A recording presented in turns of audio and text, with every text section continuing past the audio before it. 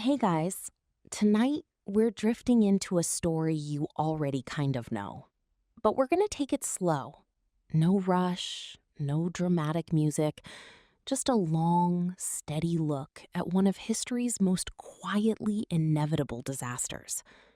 So dim the lights a little, get comfortable, maybe grab a blanket, because tonight we're boarding a ship that absolutely believed nothing could go wrong.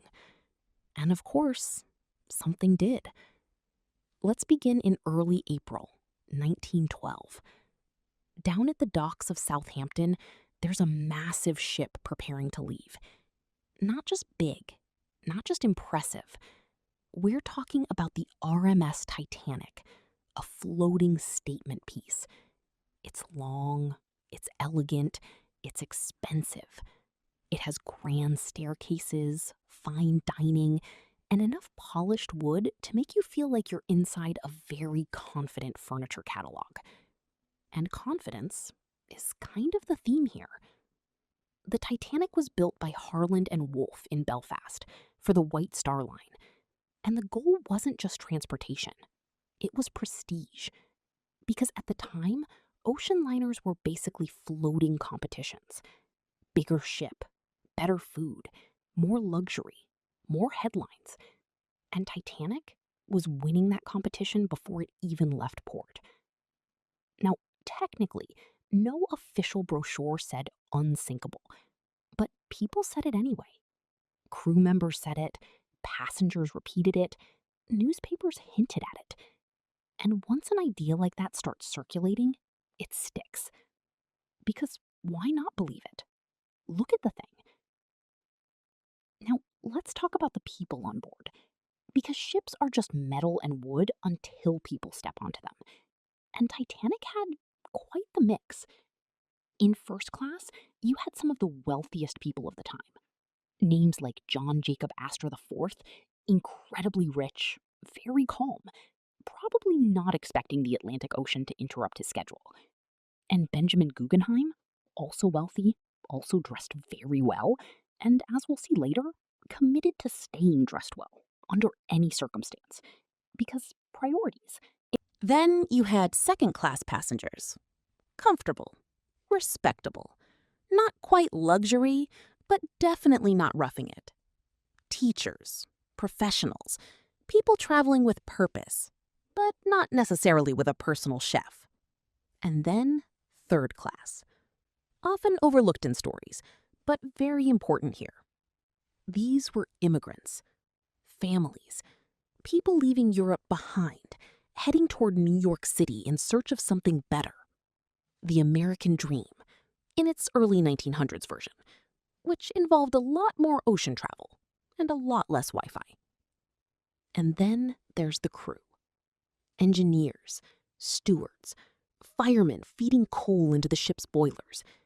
People who weren't there for the journey, but for the work. Keeping everything running. Quietly. Overseeing all of this was Captain Edward Smith. Now, Captain Smith was experienced. Very experienced. This was actually supposed to be one of his final voyages before retirement. A nice, smooth trip across the Atlantic. A kind of farewell tour. And if you're sensing a pattern here, yes, everything is set up to be calm, predictable, almost too smooth. So on April 10, 1912, Titanic leaves Southampton. Slowly, carefully, and almost immediately, there's a small moment that people don't always talk about. As Titanic departs, the suction from its massive size actually causes a nearby ship to break loose from its moorings. For a moment, it looks like the two ships might collide. They don't. Everything is corrected in time, and Titanic continues on its way. Now, that's not the disaster, but it's a hint. A very early reminder that even something this large and controlled can still have unexpected effects. From Southampton, Titanic stops briefly in Cherbourg, and then Queenstown, picking up more passengers, more lives, more stories, more people stepping into something they assume is just a journey. and then it heads out into the open Atlantic. Now, let's slow things down a bit, because for the first few days, nothing dramatic happens. And that's important. People eat, they walk the decks, they talk, they read. They exist in this floating world that feels very far removed from anything dangerous. First-class passengers enjoy elaborate meals, multiple courses, fine china, quiet conversations about business, travel, and probably how nice everything looks. Second-class passengers settle into routines, comfortable enough to relax, structured enough to feel orderly. Third-class passengers live more simply, but there's energy there, music, families, hope. Because for many of them, this isn't just a trip, it's a transition. And below all of this, deep in the ship, the engines run, coal is shoveled, heat builds, the ship moves forward, always forward. Now, let's talk about something that's happening quietly in the background. Ice. The North Atlantic in April is not exactly friendly.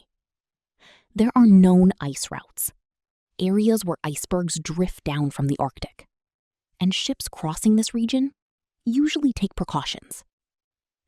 Titanic receives messages, wireless signals from other ships, warnings about ice ahead. Ships like the SS Californian send notes. Lots of ice, large bergs, that sort of thing. And the messages are received. That's the key detail. They are not ignored completely.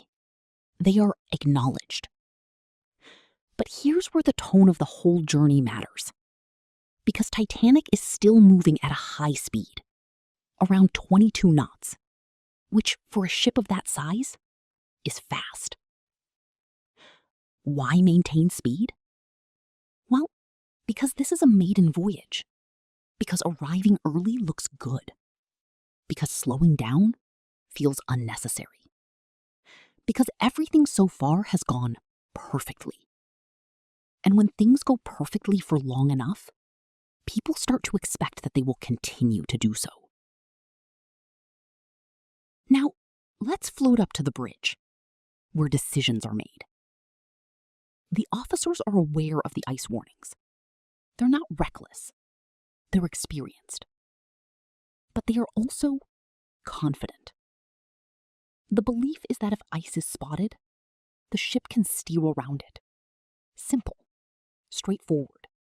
No need to drastically change course or speed. And again, this isn't one bad decision. It's a series of very reasonable decisions that all lean slightly in the same direction, toward confidence, toward continuation. Now, let's move forward to the evening of April 14. It's cold, very cold, but also very calm. The sea is unusually still. No waves, no ripples breaking against objects, which sounds peaceful, and it is. But it also removes one important visual clue. Because normally, waves help reveal icebergs. They break against them, create white foam, make them easier to see. But tonight, the ocean is flat, like glass. And the sky is clear, full of stars, beautiful, but slightly deceptive. Because without a moon, the horizon is darker, less contrast, harder to distinguish shapes. Up in the crow's nest, 2 lookouts are watching, scanning the horizon, doing exactly what they're supposed to do. They don't have binoculars, a small detail, but it matters. They rely on their eyes, and the conditions are not helping. Below, passengers are settling in, some heading to bed, some still awake, maybe reading, maybe talking, maybe completely unaware that anything unusual is even possible. And the ship continues forward, steady, confident, uninterrupted. Until just before midnight. At 11:40 p.m., something appears. Dark, still, directly ahead. An iceberg. And in that moment, everything that has been calm begins to shift. Not suddenly, not dramatically, but quietly. Like a slow realization starting to form. The lookouts react. They ring the bell. They call the bridge. And now, for the first time in this entire journey, there is urgency. But it's a calm urgency, a controlled one. Because even now, there's still a belief that this can be handled. Orders are given. Turn the ship. Adjust the engines. And the Titanic begins to respond. Slowly. Because it's very large and very heavy and not designed for sudden, sharp movement. And that's where we'll pause for tonight. Right at that moment. The iceberg ahead. The ship turning. The outcome not yet fully realized. Because sometimes the most important part of a story is not the impact, but the seconds just before it, when everything still feels manageable. We'll continue from here, slowly, just like the ship did. All right, let's ease back in.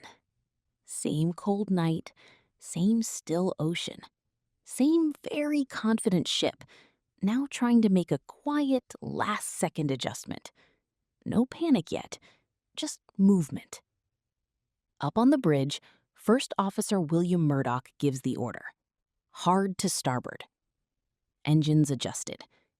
It's the kind of command that sounds decisive, clean, like something that should fix the situation. And to be fair, it almost does. The RMS Titanic begins to turn. Slowly. Because ships this size don't pivot like cars. They lean into turns. They commit to them. They take their time. And for a moment, it looks promising. The bow starts to move away from the iceberg. The distance closes, but not quite fast enough. What happens next isn't dramatic. There's no crash in the way people imagine. No explosive sound. No sudden jolt that sends everyone running. Instead, there's a long, quiet scrape. A brushing contact. Ice against steel. Almost gentle. Passengers barely notice. Some feel a faint vibration. Others feel nothing at all. A few people pause, maybe glance up from their books, and then go right back to what they were doing. Because nothing looks wrong. And if nothing looks wrong, it probably isn't. At least that's the assumption. But below the waterline, where no one can see, the situation is already changing. The iceberg doesn't punch a giant hole. That would have been easier to understand. Instead, it creates a series of small openings along the hull.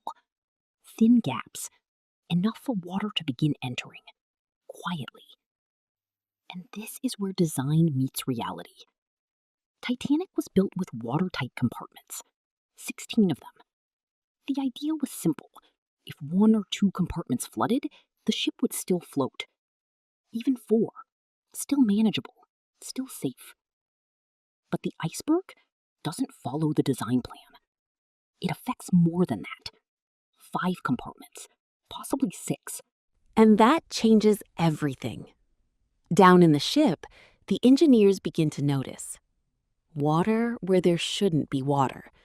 Cold, fast-moving, persistent. They check, recheck, confirm. This isn't something that can be patched quickly. This isn't a minor issue. Up on the bridge, Captain Edward Smith is informed. And here's where the tone shifts, just slightly. Not panic, but awareness. He brings in the ship's designer, Thomas Andrews. Now, Andrews knows this ship better than anyone. He understands the structure, the compartments, the limits. So he walks. He inspects. He observes the flooding. And then he does the quiet math.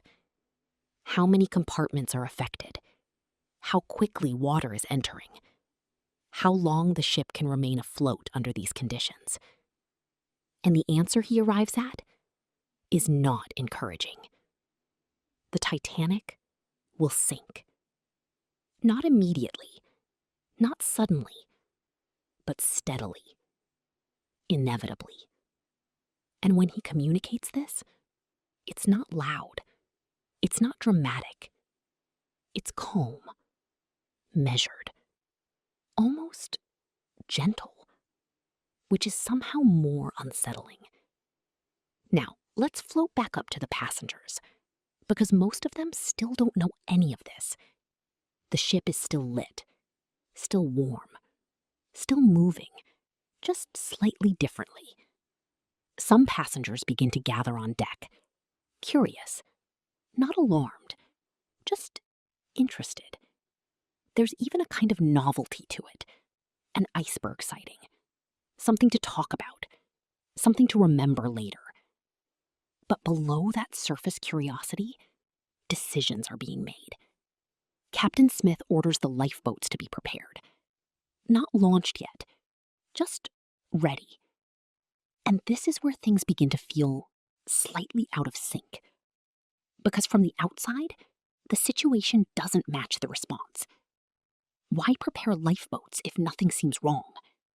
Why wake people up if everything is fine? And yet, the preparation continues. Now, let's talk about the lifeboats themselves, because they're about to become very important. Titanic carries enough lifeboats for about half the people on board, which sounds not great. And it isn't. But at the time, this wasn't considered unusual. Regulations were outdated. They were based on ship size in a way that didn't account for the growing number of passengers these larger ships could carry. Also, lifeboats were seen as clutter. Too many would ruin the clean, elegant look of the deck. Because, of course, aesthetics. So the ship has lifeboats, just not enough. And even now, they're not being filled quickly. The order goes out, women and children first. But many people hesitate because, again, the ship doesn't look like it's sinking. Why step into a small wooden boat in the cold, dark ocean when you're currently standing on a massive, brightly lit ship that feels perfectly stable? Some people laugh it off. Some refuse. Some say they'll wait. And so the first lifeboats are lowered, not full, which is one of those quiet details that feels almost unreal. Space available, time still present, and yet not fully used. Now, let's briefly check in with a few individuals. Not to dramatize, just to notice. John Jacob Astor IV helps his wife into a lifeboat. Calm, polite. He asks if he can join her. He's told no. Women and children only. And he accepts that. No argument. Just a quiet nod. Then there's Benjamin Guggenheim, who at some point changes into formal evening wear. Because if things are going to go badly, they might as well go badly while dressed well. It's a strange kind of dignity, or maybe just habit. Hard to say. Meanwhile, below decks, many third-class passengers are still trying to understand what's happening. Language barriers, physical barriers, uncertainty. The process isn't smooth. It isn't coordinated perfectly. It's human, which means uneven. Now, let's return to the ship itself. The bow is dipping lower, gradually, noticeably, if you're paying attention. The angle is changing. The deck is no longer perfectly level. Small signs that something is shifting. And more people begin to realize this isn't just precaution. This is real. But still, it's not chaos. Not yet. There's still time, still space, still moments where everything feels like it might stabilize. But the water keeps coming, quietly, relentlessly, and the ship continues its slow transition from something that felt permanent to something that is now very clearly temporary. We'll pause here again, right in that space between awareness and urgency, where people are starting to understand, but haven't fully caught up to what that understanding means. Because this part of the story isn't about sudden disaster, it's about slow realization.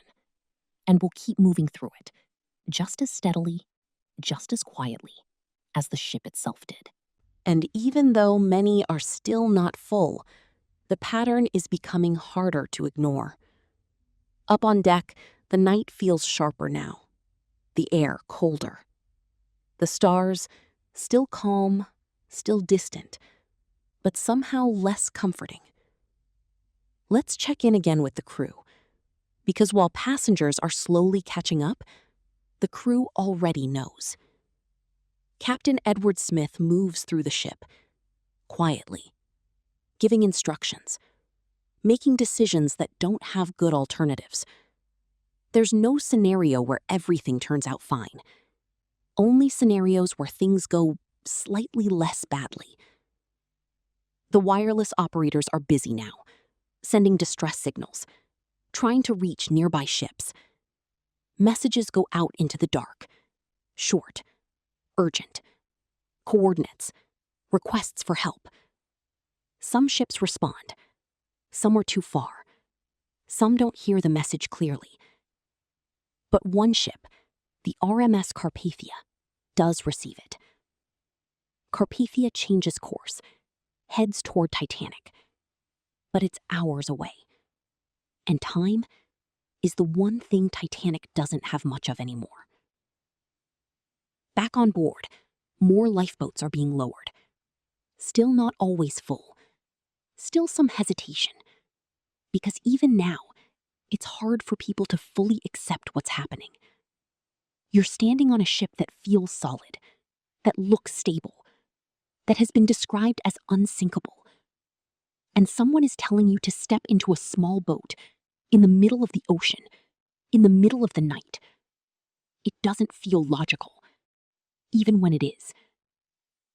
So some people wait. They stay. They trust the ship more than the situation.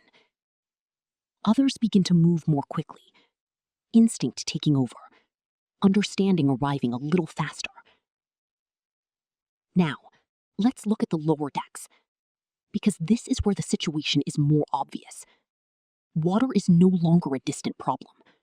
It's present, visible, cold. Crew members are directing people upward, guiding them through corridors, trying to keep movement organized. The only question left is how long, and how many people will be able to leave before time runs out.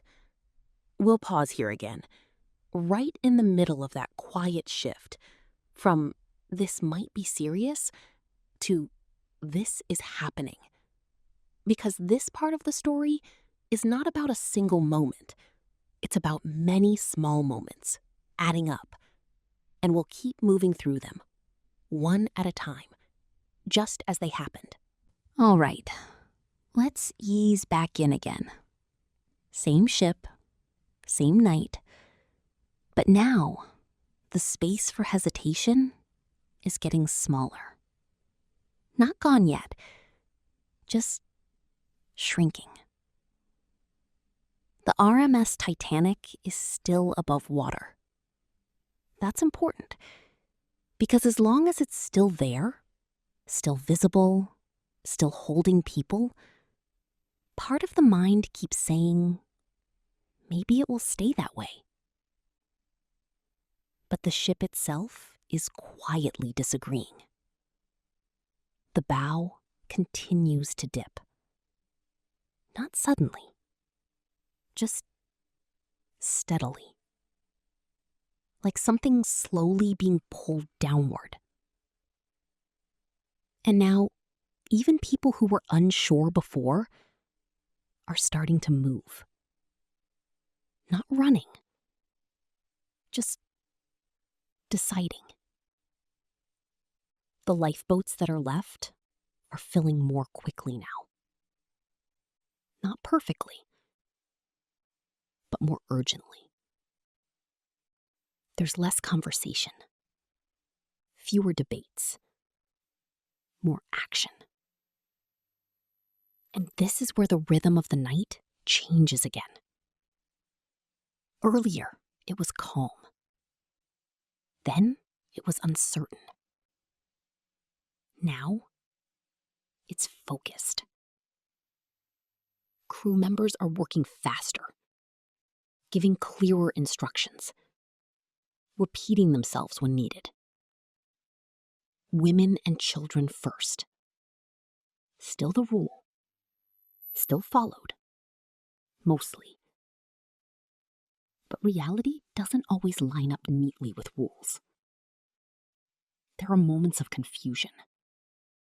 Moments where decisions are made quickly, without time to explain them. And again, it's human, which means imperfect.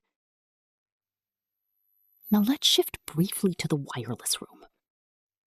The operators are still sending messages, still calling for help, still hoping that someone closer might respond. But the closest ship, the SS Californian, remains frustratingly inactive. Its radio operator had gone to sleep. The messages don't reach him in time. And so, the ship that could have been nearby stays distant. Meanwhile, the RMS Carpathia is still coming, still moving as fast as it can, but still far away. And time keeps moving in only one direction. Back on deck, the temperature feels colder, not just because of the air, but because of the situation. People are wearing life jackets now, bulky, uncomfortable, a clear sign that this is no longer just a precaution. The tilt of the ship is more noticeable. Walking requires attention. Standing still feels slightly off balance. Small objects begin to slide. Chairs shift. Things that once felt stable start to move. And that's when it becomes undeniable. This is not going to stop.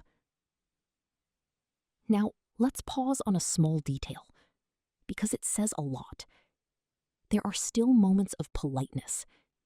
People saying, "After you," helping strangers into boats, holding hands, speaking quietly. Even now, social habits don't disappear immediately. They linger, which creates a strange contrast, because the situation is serious, but the behavior remains calm. Now, the number of lifeboats left is decreasing. Each one that leaves takes with it a group of people and a portion of the remaining chance. And those still on board begin to see that. The gaps between boats grow. The space on deck becomes more open.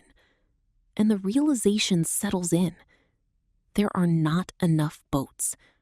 Not everyone will leave. But even then, there's no single moment where everyone reacts at once. It's gradual. Always gradual. Some people accept it quietly. Some don't fully process it. Some continue to hope that something will change. Now, let's return to the structure of the ship. The bow is significantly lower, closer to the water. The stern is rising, more noticeably now. The angle is no longer subtle. It's clear. And with that, movement becomes more difficult. People hold onto railings, step carefully, adjust their balance.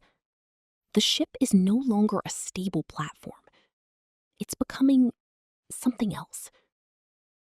Now, the band continues to play, softly, steadily. There's debate about what they played, But the exact song isn't really the point. The point is, they kept playing. Not because it would change anything, but because it gave structure to the moment. Something familiar in a situation that was becoming unfamiliar. Now, let's slow everything down again. Because we're approaching a point in the story where things could feel intense, but we're not going to rush it. Instead, just notice the progression. More lifeboats gone, more space on deck, more awareness, and less time. The ship continues its quiet descent. The water continues its quiet rise, and the balance between the two is slowly tipping. We'll pause here again, right at the point where waiting no longer feels like a good option, but action is still limited, because this part of the story is about the narrowing of choices, not sudden chaos, not dramatic collapse, just the slow realization that the window is closing. And we'll keep moving forward at the same pace as everything else did that night. Earlier, there was hesitation. Now, there isn't. People move faster, not running, but no longer waiting. The rule of women and children first still exists, but reality is pressing in. Decisions are quicker, voices are firmer, because time is no longer something you can stretch. Now let's take a moment to look at the water itself. It's still calm, still cold, still dark, which makes everything feel strangely quiet. No crashing waves, no dramatic movement, just a massive ship slowly lowering into a still ocean. And that stillness makes every small sound more noticeable. Footsteps, voices, the creak of metal. Things that would normally blend into the background now stand out. Now let's return to the people, because this is where the story really lives. Some are helping others, still, even now. Guiding strangers, adjusting life jackets, offering reassurance, even when they're not fully reassured themselves. Others are standing still, watching, trying to understand what to do next. And some have already made their decision to stay, not out of denial, but out of acceptance. Because at this point, options are limited. Let's briefly return to a familiar figure. Benjamin Guggenheim is still on board, still dressed formally, still composed. There's something almost quiet about that choice.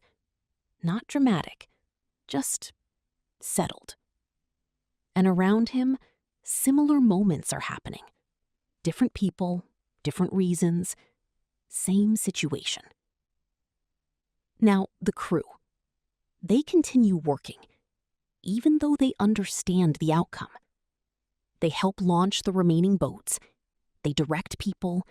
They maintain order as much as possible. Because structure matters, even at the end of something. Now, the tilt of the ship increases again. Walking becomes difficult. Standing still requires effort. People begin to move toward higher parts of the ship. Not in a rush, just naturally, following gravity. The front is going down, so people move away from it. And the space they move into becomes more crowded. More voices, more presence, more awareness. But still, not chaos, just a steady buildup. Now, let's talk about time. Because time here feels different.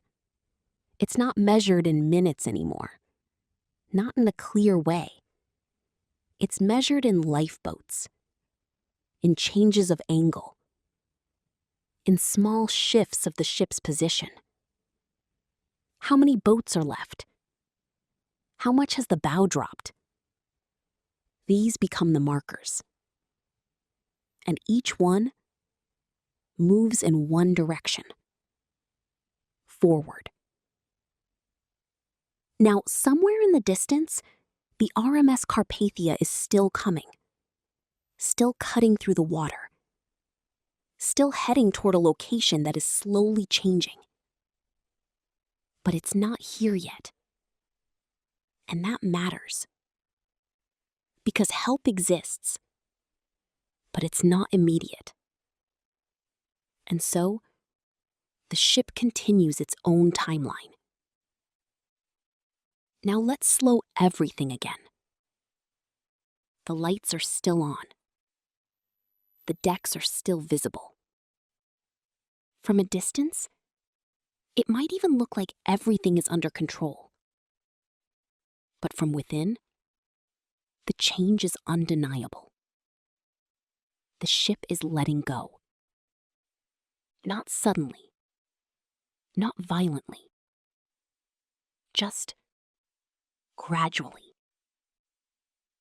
And the people on board are adjusting to that reality in their own ways. Some quietly, some actively, some somewhere in between. Now the last lifeboats are being prepared. The number of people on deck is now clearly more than the number of spaces available. And this is where the situation becomes final. Not in a loud way, just in a clear one. There will not be enough room. And once that understanding settles in, the tone shifts one more time. Not to panic, but to something quieter. Acceptance.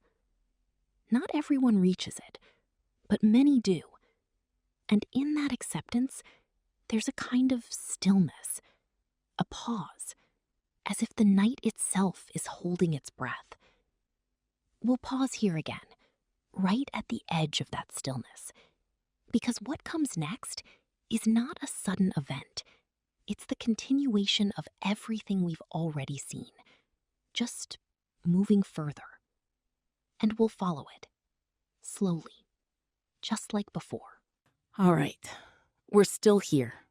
Same night, same ocean. But now, the ship is no longer holding its original shape in the way people expect. Not broken yet, just changing.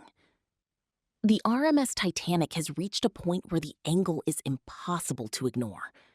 The bow is deep in the water. The stern is lifting higher. Standing on deck now feels like standing on a slope. Not steep at first, but noticeable, and steadily becoming more so. People adjust without thinking. They lean forward. They hold onto railings. They step carefully. Movement is no longer casual. It's intentional. Now, the last lifeboats. They're being lowered. Quickly. Carefully, but quickly. There's no longer time to debate. No time to wait for perfect order. The remaining space is used as best as possible. And then, something subtle happens. The process stops. Not because everything is finished, but because there are no boats left. And that changes the atmosphere more than anything before it. Because until now, there was always an option. Even if it was uncertain, even if it was limited. Now, that option is gone. And what remains is the ship itself. Now let's slow this moment down. People are gathered on the higher parts of the ship, closer together, more aware of each other. There are still voices, still movement, but it's quieter. Not silent, but softer. Because at this point, there's nothing left to organize. The crew has done what it can. The passengers have made their choices, and the ship continues its steady descent. Now, the structure begins to respond to the pressure. Not dramatically, not all at once, but in small ways. Sounds, deep, low sounds, metal under stress. The kind of noise that isn't loud, but carries weight. And even if you don't understand exactly what it means, you feel it. Now the stern is rising higher, more noticeably. From certain points, you can see the height difference clearly. The front is gone from view, submerged. And everything that was once level is now angled toward that point. People shift upward again, following the incline. Not rushing, just moving. Now, let's pause for a moment on something simple. The lights. They're still on, which feels strange. Because light usually means control, stability. But here, it's just continuing, as if the system hasn't fully caught up to the situation. And that contrast stays with people. Now, the water. It's closer. You can hear it more clearly. Not crashing, just present. And the gap between ship and ocean is no longer comforting. Now, the ship reaches a point where the stress becomes too much. Not all at once, but enough. And this is where the structure begins to give way. Again, not in a loud, dramatic explosion, but in a shift, a separation. The ship begins to break.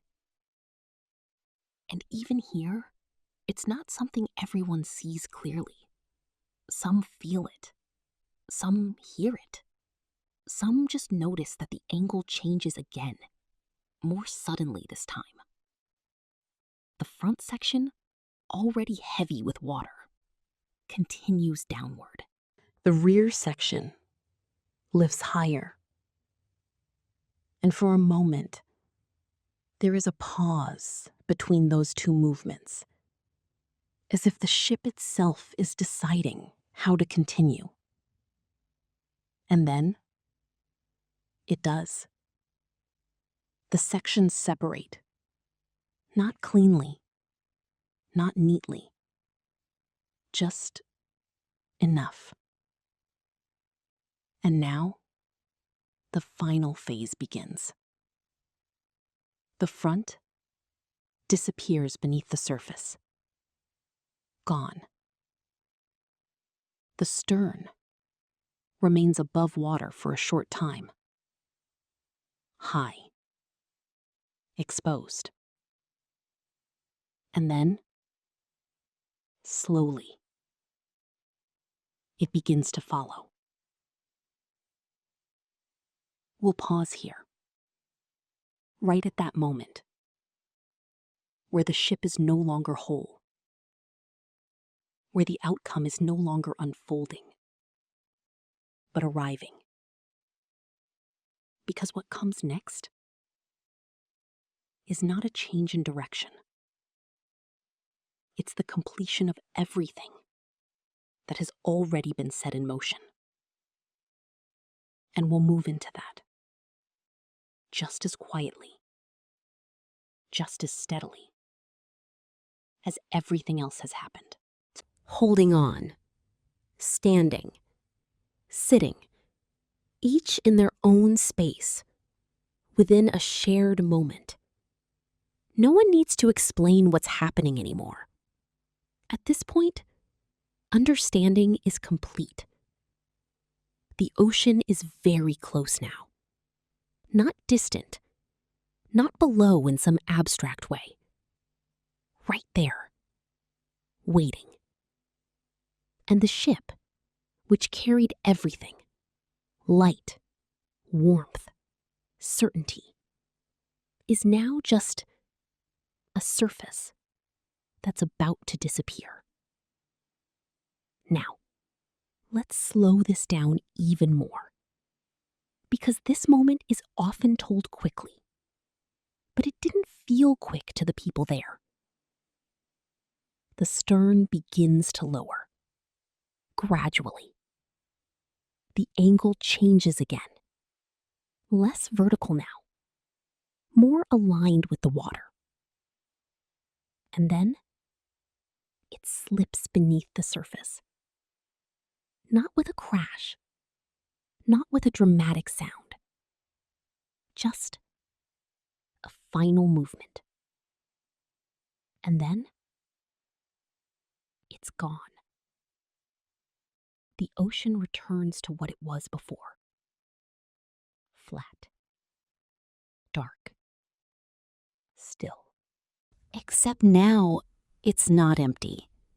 There are people in the water, and the temperature is extremely cold, near freezing.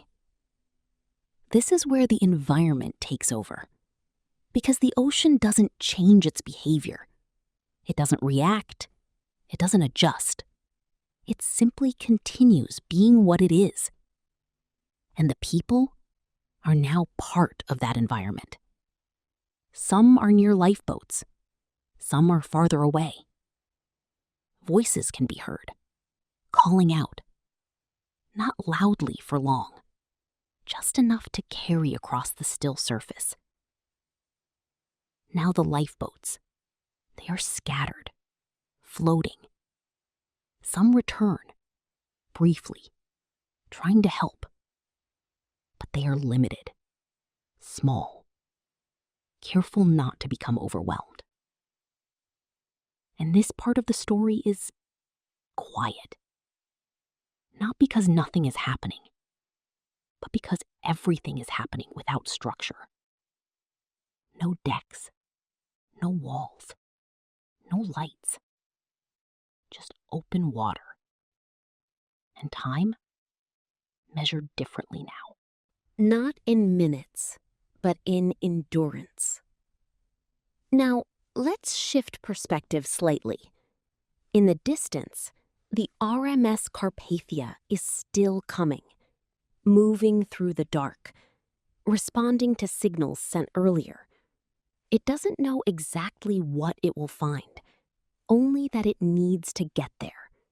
And so, it continues.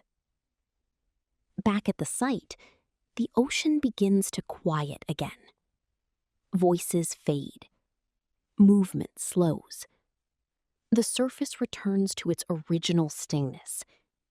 And what remains are the lifeboats. Small points of survival in a very large space.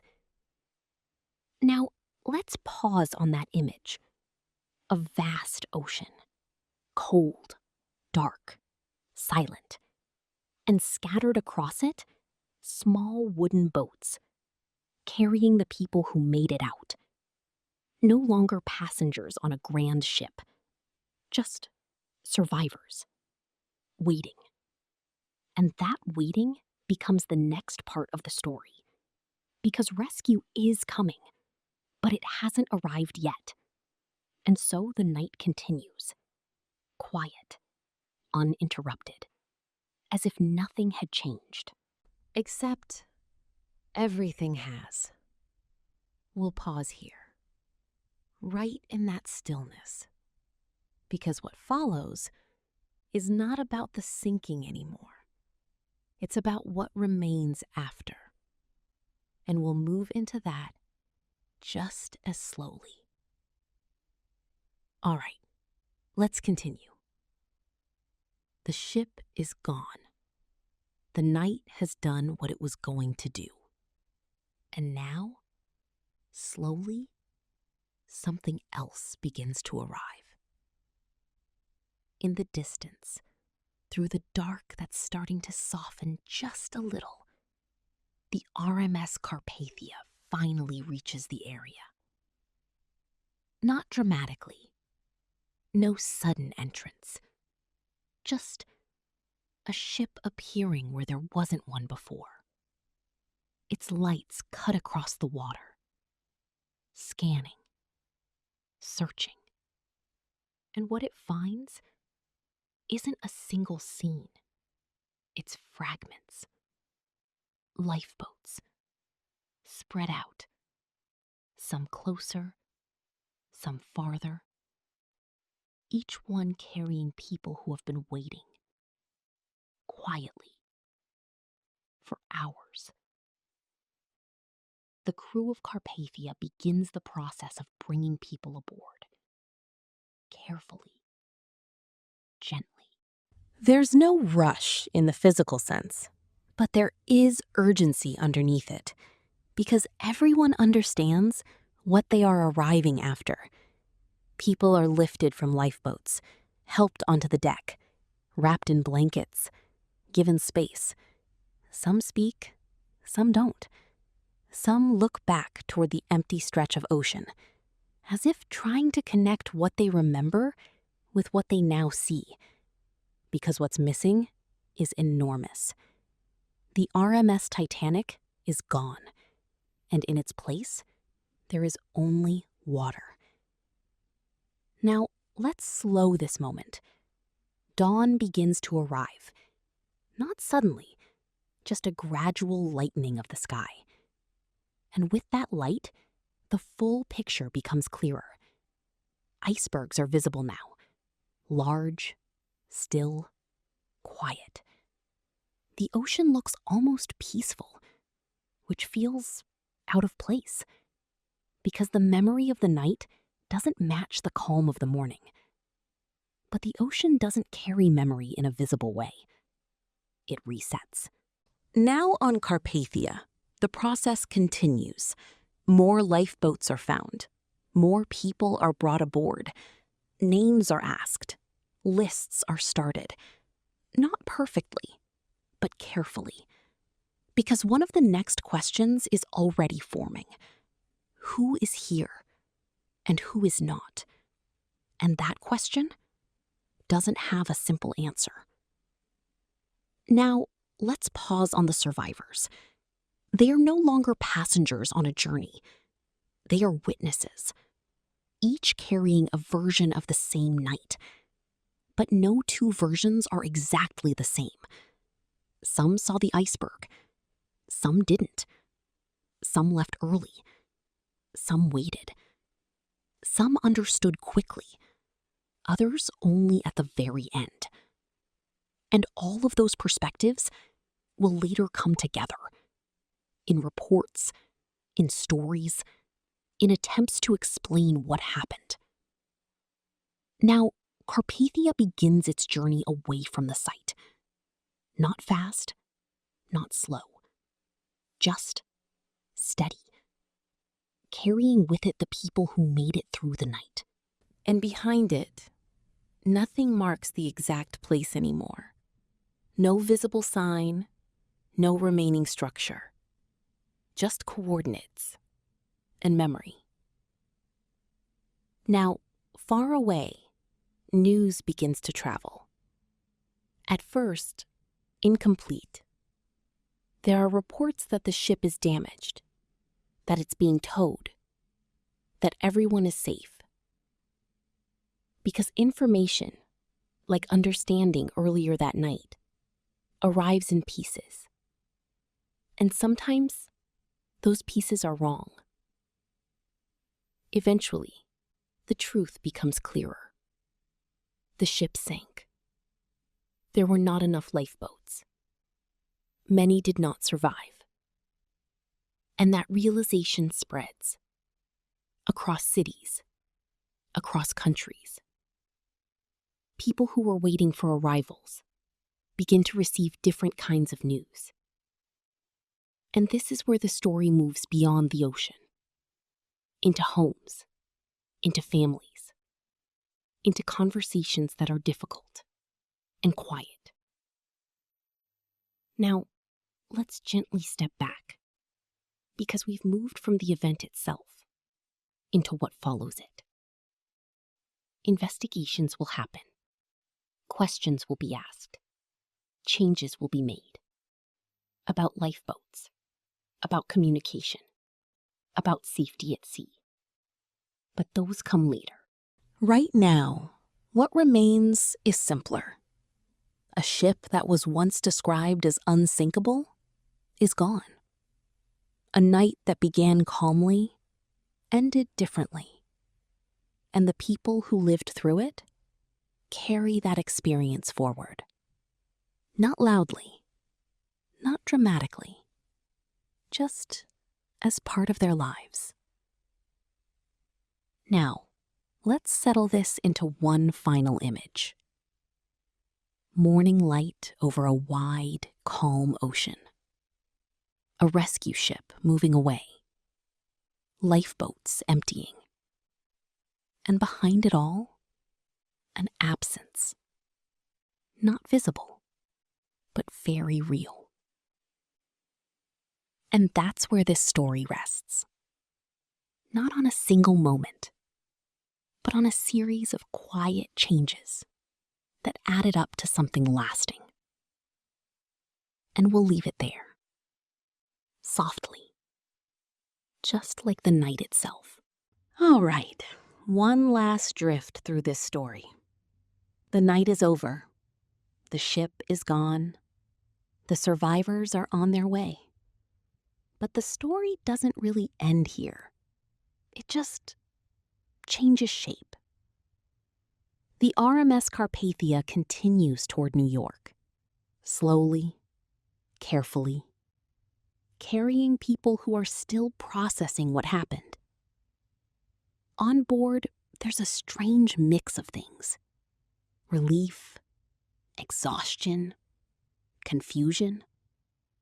Some people talk, quietly, replaying moments, comparing what they saw. Others stay silent, looking out at the ocean or down at their hands. Because sometimes there aren't words that feel right. Now the news has spread. In New York City, people gather at the docks, waiting. Not all of them know what they're waiting for yet. There had been early reports that the RMS Titanic was fine, being towed, delayed, but safe. Those reports were wrong. And slowly, that becomes clear. Lists begin to form. Names confirmed, names missing. And the scale of what happened starts to settle in, not all at once, but steadily. Now, when Carpathia arrives, it doesn't feel like a normal arrival. No excitement, no celebration, just a quiet reception. People stepping off the ship, wrapped in coats, carrying very little. And on the dock, people searching faces, hoping to recognize someone. Some do, some don't. And that difference becomes part of the aftermath. Now, beyond the personal stories come the questions. How did this happen? The ship was advanced, well built, considered safe. So what went wrong? Investigations begin. Inquiries are held. Testimonies are given by survivors, crew members, experts. And slowly, a clearer picture forms. The ship was traveling fast, despite warnings about ice. There were not enough lifeboats. Communication between ships was inconsistent. And the design, while impressive, had limits that were reached. None of these details alone explain everything, but together, they show how small decisions and assumptions can add up. Now, changes begin. Regulations are updated, more lifeboats required, better radio monitoring enforced, ice patrols established in the North Atlantic, not as a reaction in the moment, but as a response after understanding. Because this is how systems learn, slowly. Now, let's step back one more time, because beyond the technical changes, there's something else that remains: the story itself. The sinking of the Titanic becomes something people return to, not just for the facts, but for what it represents: confidence, limits, human decisions under pressure, and the quiet way in which events unfold. Not always with noise, not always with drama, but often, step by step. Now, if we think back to the beginning, a calm night, a clear sky, a ship moving steadily forward, nothing felt urgent, nothing felt wrong, and yet everything that followed started from there, which is perhaps the most unusual part of this story. Not how loud it was, but how quiet it stayed for so long. Now we'll settle this to a close. No dramatic ending, no final twist, just the understanding that what happened gradually. And that's why it's remembered, because it reminds us that even the largest, most confident systems can change direction quietly. And sometimes, by the time that change is fully understood, it's already complete. So that's the story. Soft, steady, and, in its own way, lasting. All right, this is where we finally slow everything down for real. Not because there's more event happening, there isn't, but because after something like this, the world doesn't just move on in one clean step. It sort of echoes for a while. The sinking of the Titanic becomes more than an incident in history books. It becomes a reference point, a kind of quiet benchmark people use when they talk about risk, safety, confidence, and mistakes that unfold slowly. And the strange thing is, the details don't fade quickly. They stay sharp. The iceberg, the lifeboats, the cold Atlantic night, the silence that followed. In New York City, when survivors finally arrive, there's no normal way to greet them because nothing about the situation fits normal categories anymore. Some people are reunited immediately. Others wait. Others never get that moment at all. And that separation becomes part of the emotional weight of the event, not just survival, but absence. Now, over time, investigators and engineers go back through everything, not to assign blame in a simple way, but to understand. Because the questions are uncomfortable. Why was speed maintained in icy waters? Why were warnings treated as routine? Why were lifeboats not enough for everyone? Why did communication fail in key moments? None of these have a single answer, and that's part of what makes the story stay with people. It's not one mistake, it's a chain. Small decisions, standard assumptions, confidence in systems that had never been tested like this before.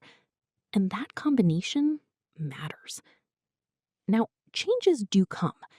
After the disaster, maritime safety rules begin to shift. More lifeboats required, stricter radio watch procedures, better coordination between ships at sea. Not instantly, but steadily. Because systems don't usually change because of ideas alone. They change because of outcomes. And this one was impossible to ignore. Now, let's step away from rules for a moment. Because beyond all the technical lessons, there's something quieter that remains. The human memory of it.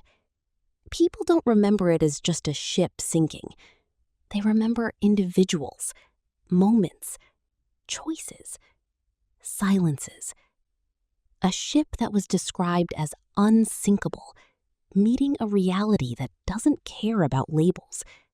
And that contrast is what sticks. Now, over the years, the story becomes retold again and again, in books, in films, in conversations, sometimes dramatically, sometimes quietly, sometimes inaccurately, but always present. Because it carries a kind of simplicity underneath all the complexity, a reminder that scale doesn't guarantee control, that confidence doesn't replace preparation, and that systems built by people still operate within human limits. Now, if we return just briefly to that night, we can see it differently, not as a single dramatic collapse, but as a sequence, a turn that almost worked, a scrape that didn't feel like much at first, a delay in full understanding, a series of choices made under incomplete information. And then the result of all of it arriving at once. But even that arrival wasn't instant. It unfolded, slowly, quietly, across hours. And that's why this story doesn't feel like it belongs to just one moment. It belongs to a progression. Now, as we close this out, there's no need to add a dramatic ending, because the story already did that part itself. Instead, what remains is just the image, a vast ocean at night, a ship that no longer exists, and a morning that had to arrive anyway. And beyond that, a world that kept moving forward, a little more careful than before. So we'll leave it here. No final shock, no final twist, just the quiet understanding that some stories don't end loudly. They end by becoming part of how we remember everything that came after.